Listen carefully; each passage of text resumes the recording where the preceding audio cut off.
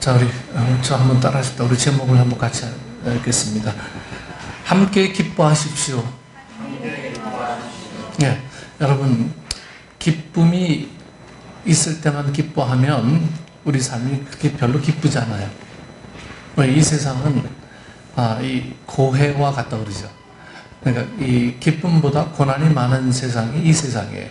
그래서 이 기쁨이 오는 그때만 기뻐하면 우리는 정말 우울증에 빠지게 될 겁니다. 그래서 이 기쁨이 없어도 기뻐할 줄 아는 그 삶이 진정한 기쁨의 삶이라고 하는 거예요. 그래서 우리에게 어려움이 오고 힘든 일들이 찾아와도 기뻐할 수 있는 방법을 찾는 사람이 정말 슬기로운 지혜로운 사람이라 저는 그렇게 이해하고, 오늘 말씀의 제목대로 여러분, 기쁨이라고 하는 것은 함께 해야 돼요. 함께 하지 않으면, 나 혼자 기쁘고 상대방은 우울하면 기쁨이 아니에요.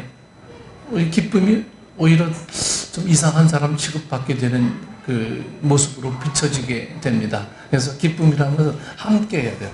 함께. 우리 교회가 우리 교회 이름을 지을 때도 함께 한다라고 하는 이 일들이 저는 굉장히 가슴 깊게 의미로 다가왔습니다. 그래서 함께 하게 될 때 거기에 의미가 있는 거고, 함께 나누고 함께 섬기고 함께 돕고 뭐 이런 의미가 진정한 교회의 의미가 되지 않겠냐 해서, 이 함께 하는 것이 굉장히 주님을 기뻐하는 일들이 된다라고 하는 것을 여러분들 기억해 주시길 바랍니다.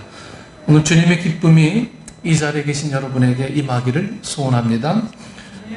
여러분, 예수님 주변에는 사람들이 굉장히 많았어요. 오늘도 한쪽에는 이 세리들과 이 죄인들이 몰려와 있었고요. 다른 한쪽에는 이 바리새인들과 율법 학자들이 서 있었습니다. 세리들과 이 죄인들은 예수님의 말씀을 아주 간절하게 원해요. 예수님은 그들의 마음을 위로하시고 새 길로 인도하시는 말씀을 들려주셨습니다. 세상으로부터 이제 천대받고 무시받았던 서름이 내면 깊숙한 이곳으로부터 씻겨 내려가는 걸 그들은 이제 체험했을 겁니다. 예수님은 그들과 함께 이제 음식을 나눠 드시기까지 하지요. 한편 이 바리새파 사람들과 율법 학자들은 예수님께서 이 무슨 말씀을 하시나, 무슨 얘기를 하시나 궁금했는지 이 가까운 거리에 서 있었어요. 저 예수님이 도대체 무슨 말씀을 하시나, 여러분, 호기심 있는 어떤 행위라기보다는 오늘 아침에도 우리 입사님 공부한 것처럼 이 시비거리를 걸기 위해서 그의 말씀을 듣기를 원했습니다. 그런데 예수님의 복된 말씀으로 그들의 마음이 이제 따뜻해지기보다 이 예수님의 식사 때문에 그들은 이제 상처를 입게 되죠. 그들은 막 이제 투덜거립니다. 예수님이 죄인들을 맞아들이고 함께 음식을 먹는 것이 무척 이제 못마땅했던 모양이에요. 예수님 양편에 있는 이들은 서로 이렇게 나뉘어서 있을 수밖에 없는 그런 사이죠. 아마 이 두 편의 사람들은 소 닭 보듯 하는 관계일 것 같아요. 소 닭 보듯 하는 관계. 오늘 여러분의 가정에도 소 닭 보듯 하는 그런 관계가 있으면 안 됩니다. 네? 여러분, 소 닭 보듯 하는 관계가 무슨 관계인지 아세요? 도무지 잡을 수 없는 거예요. 도무지 같이 할 수 없는 관계. 네. 신약시대 세리들은 온갖 정해진 세금들 이외에 자기 자신을 위한 수익까지 거둘 수 있었습니다. 사람들은 그들을 뭐라고 불렀냐면 이 강도 내지 도둑이라 이렇게 불렀어요. 네. 정해진 세금만 로마에 딱 납부하는 이런 방식만 취하면 되는데 그들은 녹봉을 받으니까. 근데 거기 더 어우러져서 자기네 목까지 더 챙겨서 뭐 2배 혹은 3배 이렇게 세금을 막 이 세리들이 거둬들이니까 이 세리들은 이 유대 사회에 있어서 강도나 도둑이라고 불렸습니다. 근데 이 로마 정부가 이게 취했던 방식이 뭐냐면은 일제시대가 아마 이걸 성경을 본 것 같은 느낌이 좀 듭니다. 어떤 방식이냐면 유대 사람을 세리로 세우는 거예요.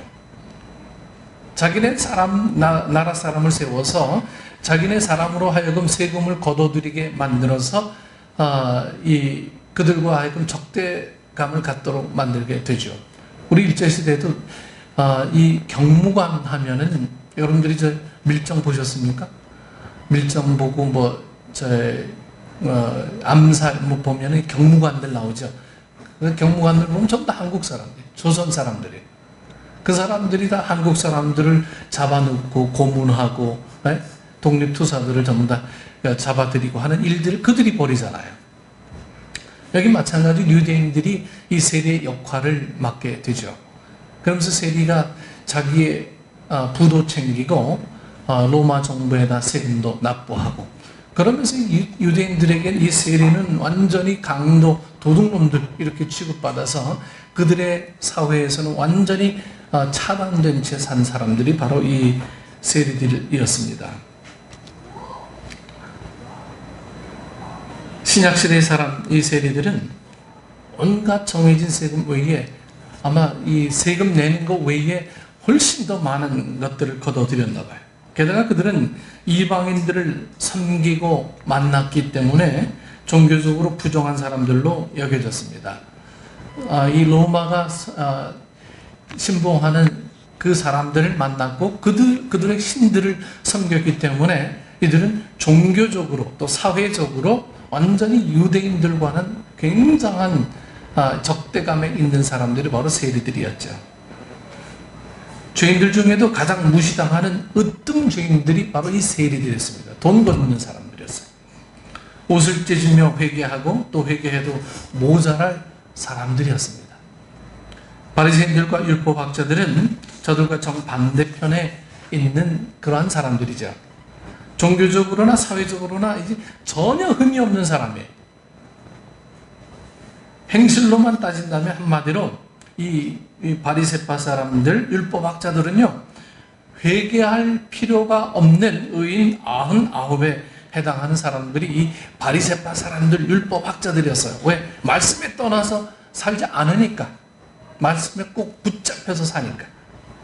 그들은 서로 전혀 다른 길 위에 서 있는 마치 평행선을 달리는 기찻길과 같은 그런 사람들이었습니다. 다니는 이 길이 분명히 다르기에 만날 수도 만날 필요도 없는 그러한 사이인 셈입니다.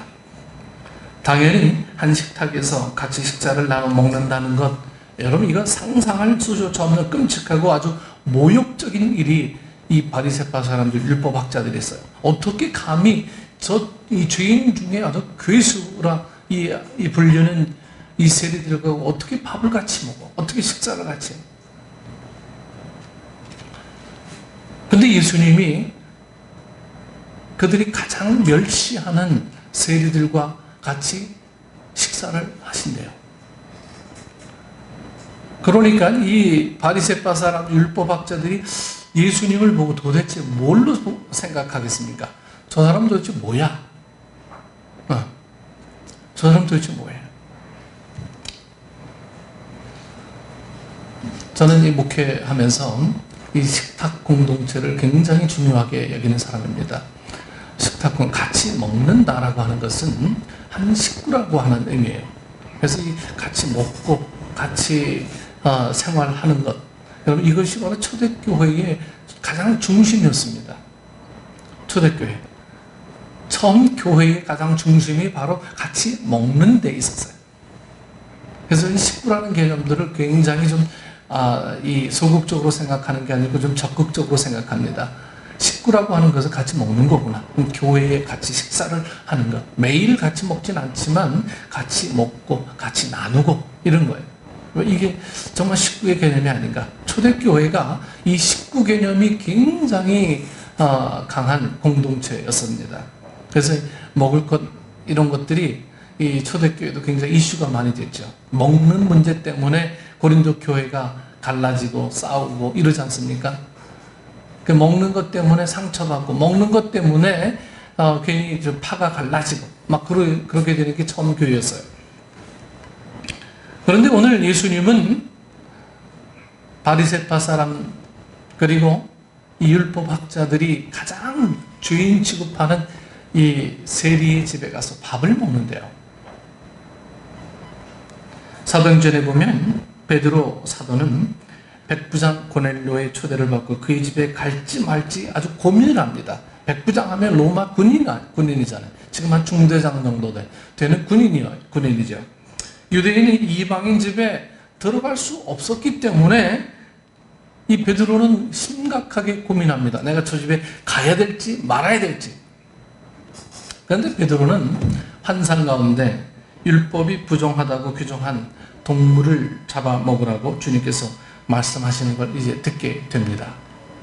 그는 이방인과 사이에 가로막혀 있던 높은 담장이 점차 무너지는 걸 깨달으며 이제 길을 나섭니다. 그럼 베드로라고 하는 사람들은 철저한 유대인이에요. 이방인 전도를 꿈도 꾸지 않았던 사람이 베드로였어요. 그래서 이 사도 바울하고 이 베드로는 가끔 막 투닥투닥 싸웁니다. 아니 우리 민족부터 구해야지 이방인부터 구하냐. 베드로의 주장이었고, 사도 바울은 이 유대인들은 선택받은 백성이니까 이 복음은 예수님의 말씀대로 널리 퍼져야 된다라고 주장하는 게 이 사도 바울의 주장이었습니다. 이 둘이 막 팽팽하게 막 싸우기도 하고 어떤 때는 같이 합해서 사역도 같이 하고 이러죠. 그들의 제자들이 서로 바꿔가며 전도 사역도 막 하게 되고 이럽니다.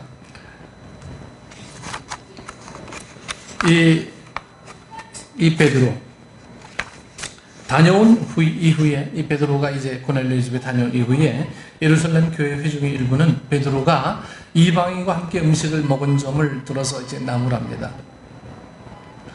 요즘 좀 뭐라 그래, 생각이 좀 열려 있다고 그래야 되나요? 우리와 좀 다르다고 그래야 되나? 요즘 이 목회자들 중에 이 스님과 같이 교제하는 목사님들이 많아요. 그래서 그들과 같이 밥을 먹고 얘기하고 뭐 이런 목회자들이 굉장히 많이 있습니다. 저는 아직 어릴 때부터 신앙 교육을 받고 자란 터라 그들과 같이 밥 먹는다는 게 사실 제 이 마음속 깊숙하게 용납이 잘 안 돼요. 저도 이 베드로와 같은 그런 교육을 받고 사는 사람이거든요. 근데 요즘은 이 스님들과 같이 함께 대화를 나누면서 뭐 종교의 뭐 통합을 이루고 이런 느낌이 아니고 그들과 대화하면서 어떤 벽을 좀 허물자 뭐 이런 취지에서 같이 식사를 하고 대화를 나누고 모임 장소를 나누고 토론을 하고 하는 목사님들이 굉장히 많이 있죠. 그래서 이 바울과 같은 그런 성품을 갖고 있는 목사님들이 가끔 있습니다. 아무튼 오늘 이 베드로는 이방인과 함께 음식을 먹은 점을 들어서 예루살렘 교회 회중의 일부들이 이 베드로를 나무랍니다. 어떻게 당신이, 지도자인 당신이 어떻게 고넬료의 집에 가서 밥을 먹을 수 있습니까? 그들은 베드로가 이방인에게 세례까지 베풀었다는 점에 대해서는 묻기는커녕 이 관심조차 없습니다. 그들의 관심은 온통 베드로가 이방인과 얼마나 접촉했는가, 그래서 얼마나 불결해졌는가에 몰려 있었어요.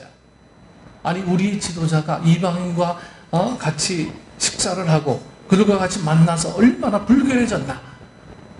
베드로의 어떤 이 흠을 찾기 위해서 이 회중들은 이 베드로에게 시선을 돌리게 됩니다. 베드로는 그 편견 어린 시선을 깨기 위해서 미리 활동하셨던 성령님에 대해서 증언해야 했습니다. 이렇듯 서로 다른 편에 갈라서 있는 사람들이 함께 밥을 먹는다는 건 굉장히 어려운 일입니다. 그래서 밥을 먹는다는 건요, 여러분 굉장히 우리의 벽이 허물어졌다라고 하는 거예요. 그래서 가정교회 이런 목장에서도요, 밥을 같이 먹자. 네. 우리가 이제 목녀들이 지금 밥을 같이 나눠 먹자. 네? 그리고 우리 성도님들이 집을 돌아가면서 이제 하게 될 텐데 같이 밥을 대접하면 섬기며 같이 밥을 먹자. 이것은 여러분 그냥 밥 먹는 것 이상의 의미가 있어요. 한 식구입니다.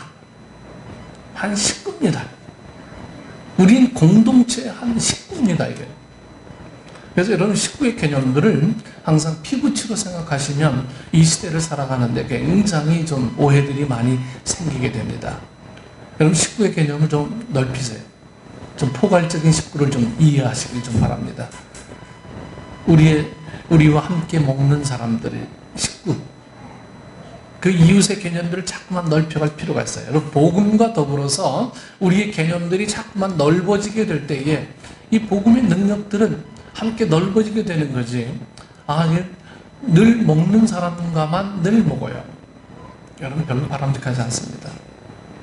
그래서 우리 새로운 사람과 늘 같이 밥을 먹을 수 있는 환경을 자꾸 만들어 놔야 되는 거예요. 자꾸 새로운 사람과 밥을 같이 먹고 하는 것. 몇 년 전에 우리 저 박정원 집사님이 양식을 한번 대접한 일이 있어요.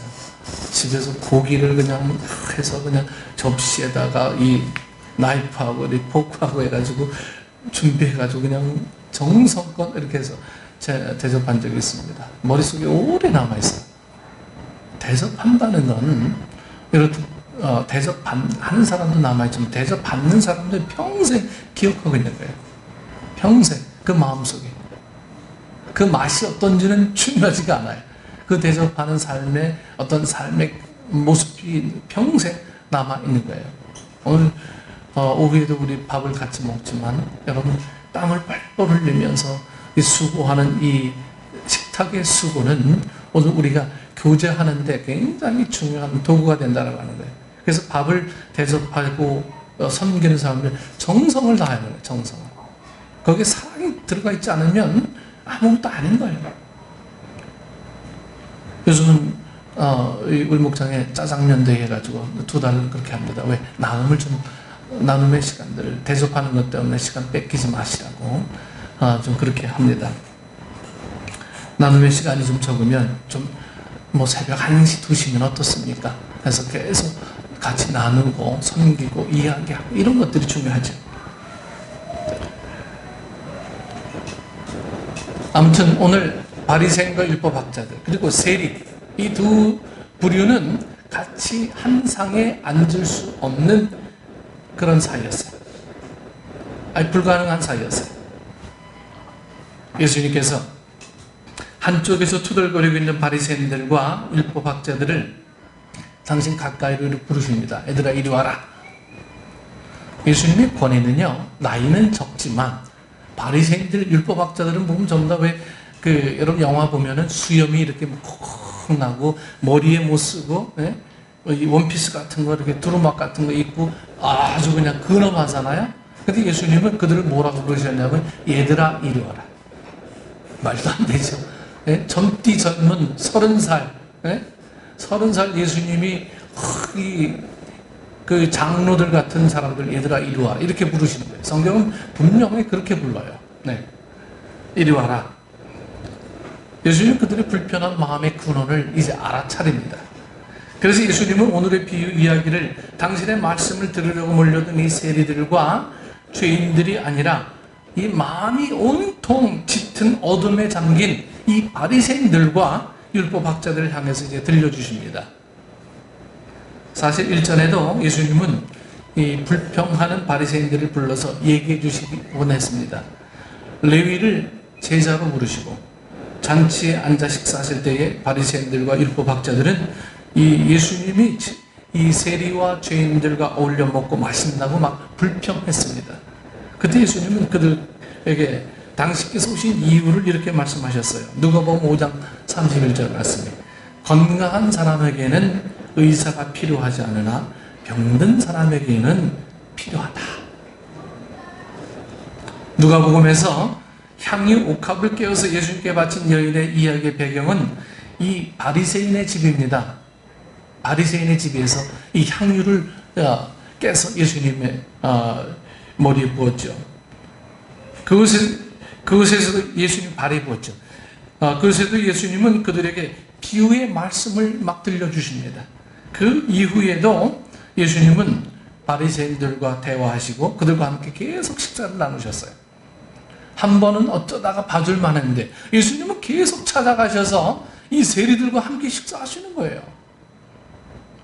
이 바리새인과 율법학자들이 그냥 못마땅해가지고, 아니 어떻게 예수님도 유대인이면서 어떻게 죄인의 집에 가서 저렇게 밥을 먹고 저렇게 뻔뻔스럽게 할 수 있냐. 오늘 그들에게 들려주신 예수님의 비유는 이렇습니다. 양 한 마리를 잃어버린 부자가 그것을 찾으러 나가서 끝까지 뒤져서 이제 찾아내죠. 그는 기뻐하면서 집에 돌아와서 그들의 벗과 이웃 사람들을 불러서 함께 막 기쁨을 나눕니다.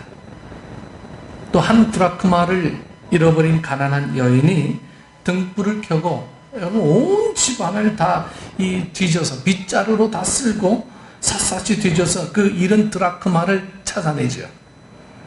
그 여인도 마찬가지로 어떻게 합니까? 그들의 벗과 이웃들을 불러서 함께 모아서 다 함께 막 기뻐합니다. 잃은 자를 찾은 기쁨, 사랑을 받아들이는 이 기쁨. 예수님의 비유에서 잃어버린 한 마리 양과 잃어버린 이 한 드라크마는 분명히 세리들과 죄인들을 가리킵니다. 이들이 바로 주인의 기쁨입니다. 여러분, 잃은 양 한 마리, 한 드라크마 보잘 것 없어요. 그냥 놔둬도 돼. 신경 안 써도 돼. 왜? 많으니까. 자기에게 그거 잃어버려도 얼마 많으니까. 그러나 이 주인들의 공통점은요, 한 드라크마와 잃어버린 한 양을 끝까지 찾습니다. 끝까지 찾아. 여러분, 여기서 우리가 뭘 봅니까? 하나님 아버지의 마음. 여러분, 이것이 혹시라도 실족된 내 모습이라고 여러분들 좀 이렇게 이해하셔도 괜찮습니다. 혹시라도 내가 실족된 나라면 주님이 나를 안 찾으시겠느냐? 주님이 나를 끝까지 찾으실 거다. 여러분, 우리에게 이런 믿음이 있어야 된다라고 하는 거예요. 예수님은 두 번이나 반복해서 회개하는 주인 한 사람을 두고 기뻐할 것이라 이렇게 계속 말씀하십니다. 저는 이 비유 이야기에서 여러분, 이 회개라는 단어가 갑작스럽고 낯설게 좀 느껴집니다. 농담입니다만 양이나 드라크마에게 무슨 회개를 요청할 수 있겠습니까? 사실 세리들과 죄인들이 무슨 큰 죄를 저질렀다고 옷을 찢으며 회개했다는 장면은 성경에 별로 없어요. 그들이 끔찍한 범죄를 막 고백했다거나 일상의 게으름에서 막 돌이키거나 일탈하는 삶에서 도덕적이고 윤리적인 삶으로 방향 전환을 했다는 묘사도 별로 없어요. 그들이 개인적으로 눈에 보이는 어떤 회개의 행위를 했는지는 이 단락에 관심이 아닌 듯 싶습니다. 그들이 어떻게 했는지는 별로 중요한 거 아닌 거예요. 오늘 누가복음의 이 이야기의 초점은요, 그들이 어떻게 해서 어떻게 다시 새로운 삶을 살았다, 이게 아니에요. 성경이 보여주고 있는 모습은 단지 한 가지 뿐입니다. 잃은 것을 끝까지 찾고자 하는 주인에게, 또 불을 켜고 바닥을 쓸면서 샅샅이 뒤지는 주인에게 그들이 발견되었다는 거죠. 1절의 표현처럼 그들은 모두 예수님 가까이 몰려들었을 것 뿐입니다. 최소한 여러분, 이 이야기에서만큼은 회개를 이렇게 정의해야겠습니다. 회개는 자신들이 주님께 발견되었다는 것을 받아들이는 거예요. 내가 주님께 발견되었구나, 이걸 인정하는 거예요. 우리야말로 하나님이 찾으려고 애쓰셨던 바로 그 존재라는 것을 깨닫는 거예요. 이게 바로 회개입니다. 회개는 내가 쪼잔하게 지금 요만큼 이걸 회개하는 게 아니에요. 사실 이 비유에서 잃은 양과 드라크마가 제 발로 집을 나가서 분실된 건 아닙니다. 잃어버린 자는 양떼 주인과 드라크마 주인입니다. 주인은 양과 드라크마를 잃은 아픔이 굉장히 컸습니다. 양과 드라크마를 잃게 된 어려운 여건과 이 상황, 환경이 아주 안타까웠어요. 그래서 이제 주인은 끝까지 찾아 나섭니다. 이 만남에서부터 회개와 구원의 새 역사는 시작이 됩니다. 주인이신 예수님은 이렇던 존재들을 되찾았기에 기뻐하시며 함께 식사를 나누고 계셨습니다. 세리들과 죄인들 역시 하나님께서 자신들을 받아들여 주심에 대해 감사하며 식탁에 이렇게 둘러 앉았습니다. 이들 모두는 이 땅에 펼쳐진 주님의 아름다운 잔치 자리에 기뻐하며 함께 하고 있는 거예요. 그래서 제가요, 믿는 사람들보다 믿지 않는 사람들을 구원해내는 일에 우리 교회가 전심전력을 해야 된다라고 하는 거예요. 아직도 예수 모르는 사람들을 위해서 우리는 복음을 전해야 될 사명이 있는 거예요. 그런데 이들을 찾으시는 주님의 음성과 손길은 여전히 애가 타요. 아직 맞은편에 활짝 끼고 이렇게 보면서 투덜거리고 있는 그러한 사람들이 있기 때문입니다. 어떻게 하나 보자. 응? 오늘 여러분 설교 들을 때 저 오목사 오늘 설교 잘하나 못하나? 발음이 좋으나? 응? 뭐 이거 관찰하려고 보면 안 됩니다. 저 신학교 때 우리 교수님 한 분이요, 늘 반복해서 하는 말씀이 있었어요. 네? 그러므로 한 시간 강의하는데 그러므로를 몇 번 하는지, 이제 우리 학생들 한 12~13명 정도가 그러므로 몇 번 이거 세고 있는 거야. 공부가 중요하지 그러므로가 중요한 건 아닌데 그러므로를 몇 번 하나, 이것만 세고 있어요. 여러분, 이 마찬가지로 이 바리새인들, 이 율법학자들이 예수님이 지금 뭘 하고 있나, 지금 그러므로 세고 있어요. 뭐 어떤 트집답을 거 없나. 여러분, 설교를 들을 때 단 한 가지 내게 부닥쳐 오는 말씀이 있다면 여러분 거기에 감사하세요. 말씀 전부 다의 은혜 받으려고 하지 마시고요. 내게 온 한 말씀, 여기에 딱 이런 은혜 되면 여러분 그 말씀이 여러분 것이 됩니다. 맞은편에 팔짱 끼고 투덜거리는 사람이 있었어요. 바로 오늘의 비유의 직접적인 이 청자들, 그들이 식탁에 맞지 않았기 때문입니다. 청자는 좀 이게 유리관에 넣어서 이렇게 보관해야지. 청자가 식탁에 있으면은 그 청자 깨질까봐 그냥 어떻게 조심스러워 식사나 제대로 할 수 있겠습니까?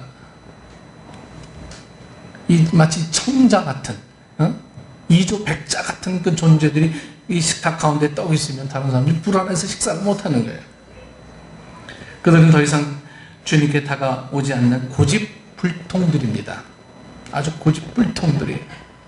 주님께서 그들이 다가올 수 없을 만큼 어려운 과제를 그들에게 내주신 것도 아닙니다. 더 엄격한 율법을 지키라고 요구하지도 않으셨어요. 그들에게 더 의로워지라고 하시지 않았습니다. 주님께서 그들을 기쁨의 동반자로 발견하셨다는 것을, 여러분, 그들이 발견하기만 하면 그들 역시 주님께 더 가까이 오고 싶었을 텐데 그러지 못했던 거예요. 왜? 사회적인 지위가 있고 포지션이 있는데, 내가 율법학자인데, 내가 바리새인인데, 내가 성경을 알아도 너보다 더 많이 아는데, 내가 믿음 생활이 몇 년인데 내 수염을 봐, 내 의상을 봐, 내 주변 환경을 봐, 어디 모자라는 부분이 뭐가 있나.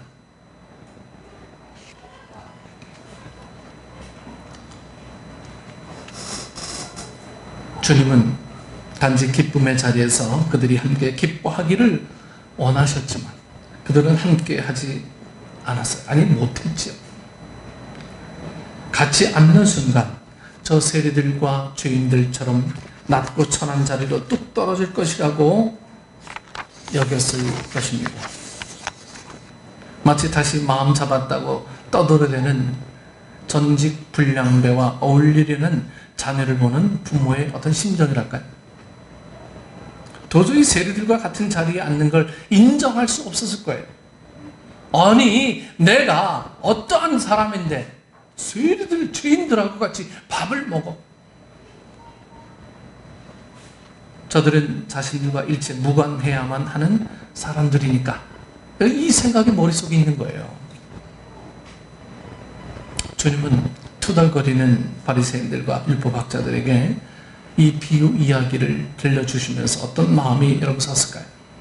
어떤 마음이셨을까요? 예수님이 이런 양을 찾아서 오늘 내가 무척 기쁘단다. 너희의 마음의 벽, 선입견과 편견을 털어버리고 내 곁에 우리 서로 모두 함께 이 식탁에서 음식을 나누면 좋겠다.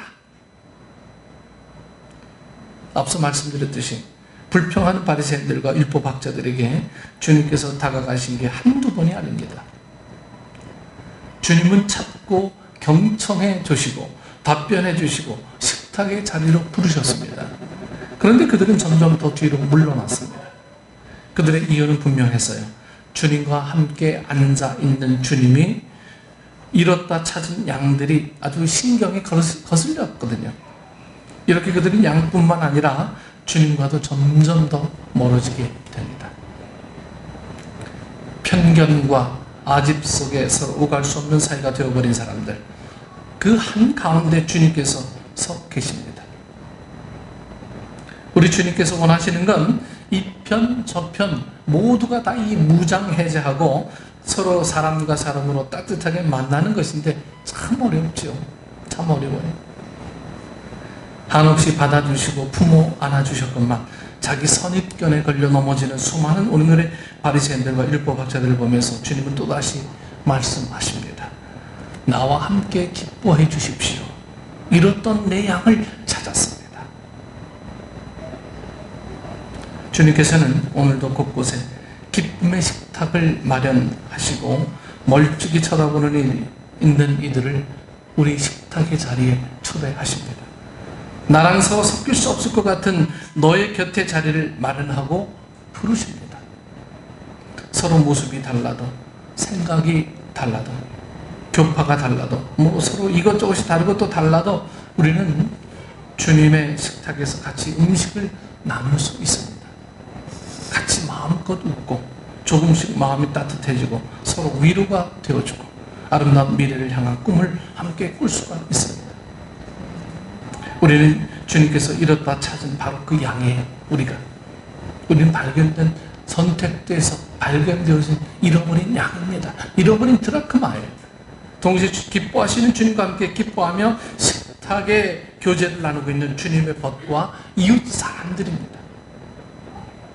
더 나아가서 이 기쁨의 잔치를 주님의 이름으로 세상 도처에서 벌이는 주님의 제자들입니다. 부디 우리 모두 주님의 기쁨이 되기를, 그리고 주님께서 주시는 기쁨을 곁에 있는 이들과 좀 마음껏 누리기를 좀 소원합니다. 오늘 우리가 내가 갖고 있는 이 마음속에 있는 이 고정관념들, 이런 것들이 조금씩 무너지면 우리의 자리가 얼마나 편한지 몰라요. 나는 그럴 수 없는 사람이야 라고 스스로 자기를 그렇게 정의하지 마십시다. 지난 주일 오후에 우리 정호를 집에 들여다주면서 잠시 이야기 나눕니다. 정호가 제게 물어요. 목사님, 이 세상에서 제일 어려운 게 선택이에요.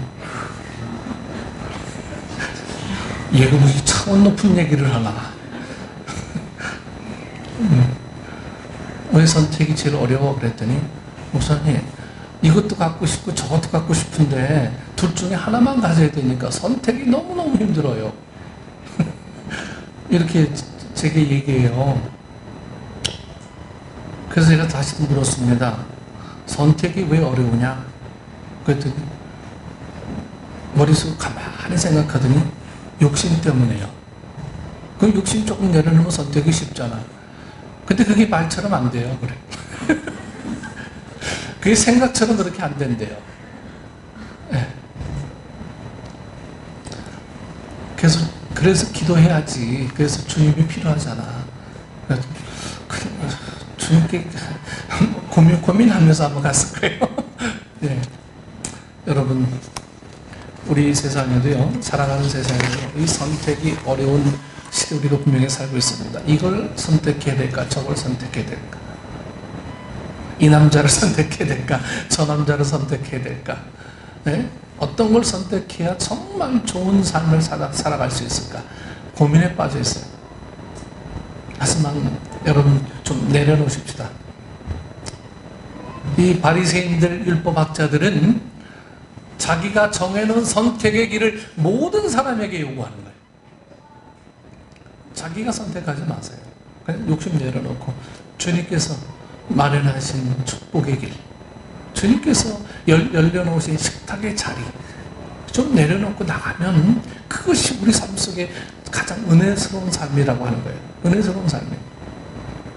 그래서 이 내려놓는 일들이 좀 어려울 거예요. 여러분 신앙에 도움되는 책들을 소개합니다. 이용규 몽골 선교사님의 내려놓음이라는 책 1권 2권 나왔죠. 또 다른 책들이 나올 겁니다. 내려놓음이라는 책을 반드시 한번 읽어보세요. 얼마나 그 내려놓음이 얼마나 하나님 앞에 용이하게 쓰여지는 도구들이 되는 건지 그 책을 통해서 여러분을 발견할 수 있을 겁니다. 그 책이 아니더라도 성경 보면 예수님이 내려놓으셨는데 뭐 다른 우리가 못 내려놓을 게 뭐가 있겠습니까? 여러분 주님은 함께 기뻐하길 원하세요. 함께 기뻐하라고 늘 외치고 있습니다. 함께 하는 이 우리 교회가 되어질 때에 우리와 함께 말고요, 우리 많은 새로운 잃어버린 양, 잃어버린 드라크마 그들과 함께 하게 될 때 이 교회는 진정 비로소 우리 고정관념이 점점 깨워지고 하나님의 은혜의 자리, 주님의 식탁에 풍성한 자리가 되어진다라고 하는 것을 꼭 기억하시기를 원합니다. 오늘 우리 식구들이 이제 식구들과 더불어 추석 명절을 다 보내봤습니다. 여러분 함께 밥 먹으니까 좋지요. 어떤 집안 우리 김성기 집사님이 카톡에 올려놓은 것대로 이 명절 때만 되면 대판 싸우는 가정들이 있기는 해요. 네. 여러분 그런 거 말고요. 그냥 내려놓고 내가 다 포용하고 내가 다 용서하고 이해하고 내려놓는 이런 사람, 이게 바로 크리스찬의 모임이 아닌가 생각합니다. 그 모임이 되어질 때 비로소 천국이라는 개념들이 여러분 삶 속에서 이게 천국이구나 이런 것들이 그려지게 된다는 거예요. 천국을 마냥 그냥 막연하게 생각하지 마시고 내가 내려놓을 때 내 삶의 자리가 천국이 되어주는구나, 하나님 나라가 되어주는구나, 이런 고백으로 살아가는 축복된 식구들 되기를 축원합니다. 기도하겠습니다. 좋으신 아버지 하나님, 우리는 늘 내가 살아왔던 배경에 의해서 한평생을 살아갑니다. 그 살아왔던 배경은 때로는 부모님에게서 절대적으로 받았고 때로는 가까운 친구로부터 받았으며 때로는 사업과 직장 생활을 하면서 받았던 영향들이 우리의 선입견에 우리 고정관념들이 들어서는 어떤 지배적인 영향들이었을 겁니다. 그러나 이제는 그 영향력을 주님께 돌리게 하여 주옵소서. 주님이 낮아지셨듯 나도 낮아지는 그러한 섬김을 본받게 하시고 죄인들과 더불어 식사의 자리에 참여하는 여유로운 마음도 가질 수 있는 우리 모든 식구들 될 수 있도록 성령님 인도해 주옵소서. 우리가 낮아지지 못하니 새로운 영혼이 보여지지 않습니다. 잃어버린 양들, 잃어버린 드라크마가 그냥 버려지는 존재로 남아 있습니다. 내가 내 선입견 때문에, 내가 섬기지 못하기 때문에, 내가 낮아지지 못하기 때문에 아직도 잃어버린 영혼들에 관해서 우리가 심각하게 생각하지 않는 우리 모습들이 있다면 성령님 함께 해주시고 다시 한번 예수님의 초청의 식자리, 이 식탁의 자리에 우리와 더불어 함께 나눌 수 있는 믿음의 사람들이 생겨날 수 있도록 성령님 역사하여 주옵소서. 그리하여 우리 추수감사절 때는 각 가정마다 한 명씩 초청할 수 있는 새 영혼들을 우리가 전부 다 초청할 수 있게 하시고 그들과 더불어 함께 식탁의 자리에 함께 설 수 있는 우리 모든 식구들 될 수 있도록 성령님 역사하여 주옵소서. 감사드리고 예수님 이름으로 기도드리옵나이다. 아멘.